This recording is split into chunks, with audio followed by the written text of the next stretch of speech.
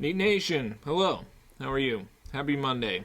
Stoked to have you guys here for an interesting topic. A topic that was shared with me by a friend of the pod, friend of the show, friend of the channel, Jim. Jim sent me some samples. He sent me a Russell's Reserve Dusty, which was pretty interesting, for sure. A journey. Finish on that was a little rough at first, but the more I came back to it, the more I liked it. Definitely had dusty kind of funk up front. Sweetness, killer viscosity for sure. We're not talking about that today. What are we talking about? We're talking about the Wild Turkey label change. And do brands change the quality of the juice when they change the label? Or do they use a label change as an excuse for changing the profile of the whiskey? Whether that's because they decided to make a change in how they're distilling, how they're aging, where they're buying their barrels, whatever. Does changing the bottle style give them cover for making an adjustment to the flavor profile of a whiskey? Well, yeah. I mean, I think it does.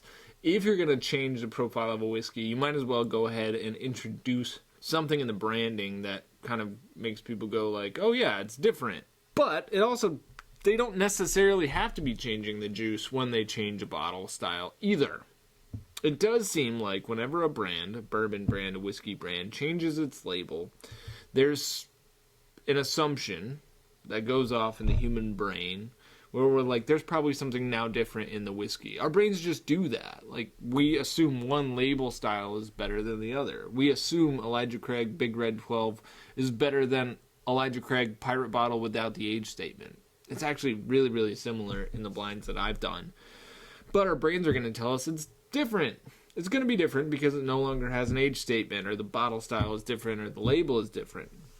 And today we're talking about Wild Turkey from 2001 versus Wild Turkey from a few years before. The old Wild Turkey label style against the new one. Now, granted, Wild Turkey 101's been through affinity label changes. Austin Nichols stuff, 8-year stuff, no longer 8-year stuff, new bottle style, new label style, now new bottle and new label style.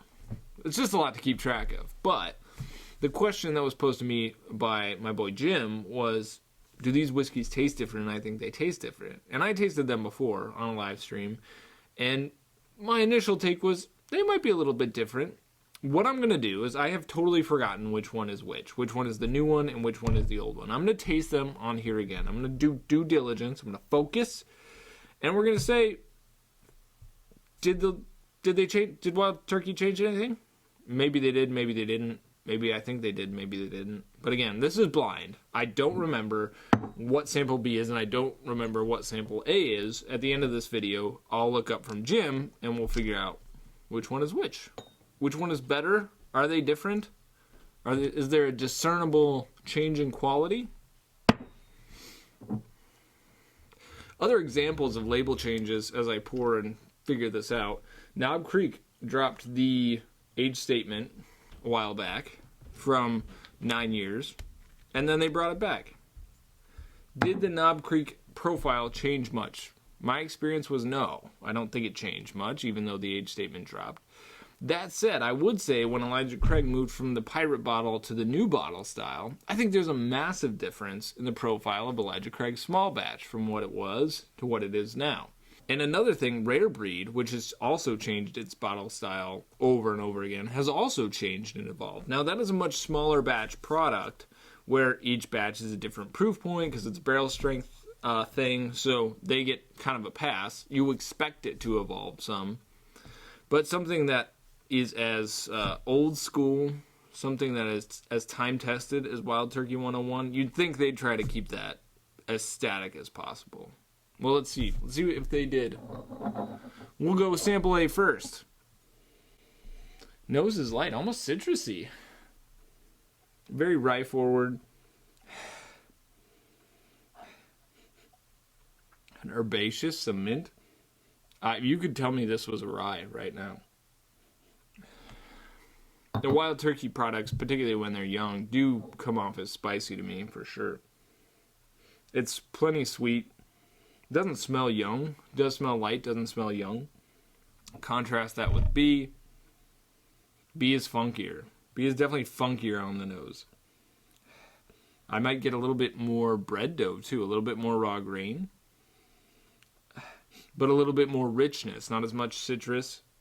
Substantially funkier vibes actually in B. Kind of remarkable. The nose is, there's a big difference in the nose here.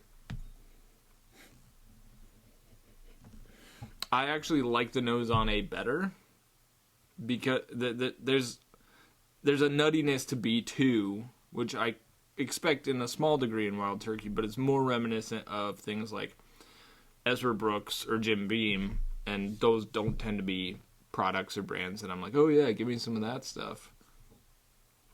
Whereas I generally like most of what Wild Turkey lays down. This nose to me is more reminiscent of like Russell's Reserve Picks, just younger, whereas this is a little funkier than that, a little nuttier than that.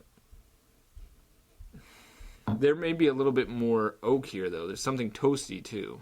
It's grainy and funky, but toasty and sweet, whereas this is more rye forward, more citrusy. Let's go. Let's do this. Move it to the palate. Yeah, shall we? Cheers.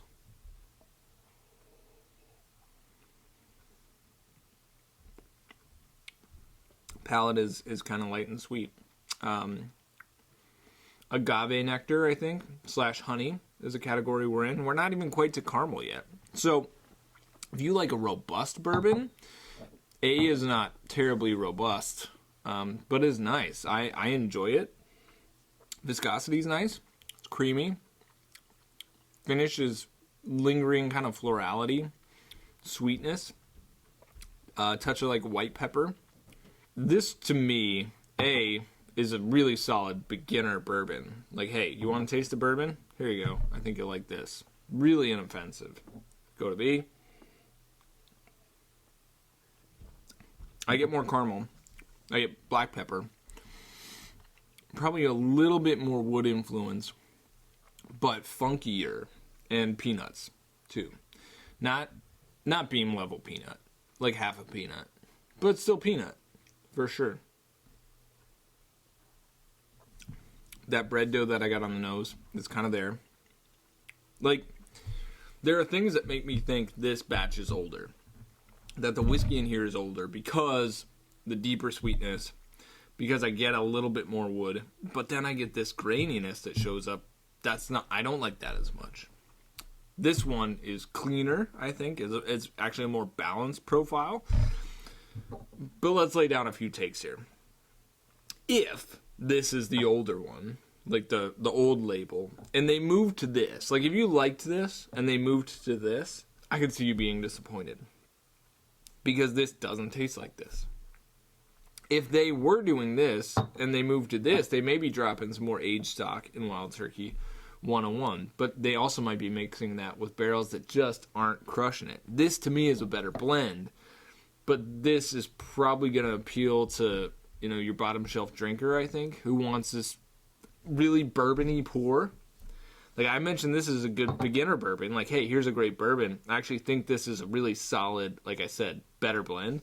But I think this, if you're, throwing it down with Coke, putting it in a careless old fashioned, or you're just used to sipping it and you like that funky, robust profile with its ebbs and flows, then moving to something probably a little bit more delicate, you might not like that so much. So let's figure it out. Let's find it out. I'm going to bring it up now on the Instagrams. Here's my DM from Jim Wyatt. The older label, A. So A was the older label, which to me is better. I would have guessed, like I said, I thought B was probably the older label because my assumption would be they'd be moving to newer stocks, which this was lighter to me, this particular batch. But yeah, this is much fruitier, juicier, lighter. And this one's funky, nutty. Older and younger at the same time. A little bit heavier, more caramely. So, 2 questions. Is there a big profile change in the Wild Turkey? Well, based on these two bottles, I'm going to say, yeah, that's actually a pretty big profile change in Wild Turkey 101. Which one is better? Well, that's really for you to decide. I like the slightly older bottle better. I can see why people might like this one better if they want something a little funkier or nuttier. So Godspeed. I hope you enjoy assessing the transition yourself, because you can probably find the old Wild Turkey bottle still and get it against the new bottle, which, I mean, it looks pretty sexy, am I right? Like, it's a pretty hot bottle. Jim, thanks, man, for sponsoring this video by sending samples. That's all. I mean, that's how you sponsor a video, is send samples. So if you have any questions, you have anything you want me to taste through, don't hesitate to reach out. You can DM me on Instagram at DrewPWhiskey, or you can email me, drewpwhiskey@gmail.com. Would love to just interact with you as best I can. Sometimes I'm a little slow on there, so I apologize. But I hope you all dug that assessment, and we'll be back with you this Thursday night, 8 o'clock Central Time, on this channel right here, to go live, entry proof live, with my friend Brian Bikey at Abandoned Bourbon, where we talk about news topics within the whiskey community, the whiskey industry, whatever this whiskey thing is called, we talk about it, we taste stuff, and it's always a lot of fun. So hope to see you over there, or back here next Monday for the latest Drew P. Whiskey video drop. Until then, y'all just keep it neat, all right?